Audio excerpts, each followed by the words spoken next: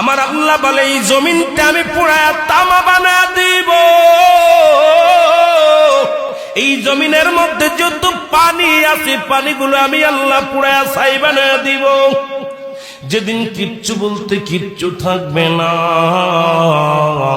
সেদিন থাকবে শুধু আমার আল্লাহ। আজকে কার জন্য সুদ খাও, কার জন্য ঘুষ খাও, কার জন্য ব্যভিচার করো, কার জন্য অন্যায় করো রে মন, কার জন্য তোমরা এত বাহাদুরি করো? আরে আজকে একটা কথা বলতে গেলে কষ্ট হয়। এই জমিনটা আল্লাহ পুরায়া তামা বানায়া দিবে। এই জমিনের মাটিগুলো পুড়ে হবে তামা। এই জমিনের যত পানি আছে পানিগুলো পুড়ে হবে ছাই। এই দুনিয়ার মধ্যে কিচ্ছু যেদিন থাকবে না, ওই তুরস্কের কত বাহাদুর, কত টাকাওয়ালা মিনিটের মধ্যে 30 সেকেন্ডের ভূমিকম্পে পথের ফকির হয়ে গেছে, রাস্তার ভিখারি হয়ে গেছে।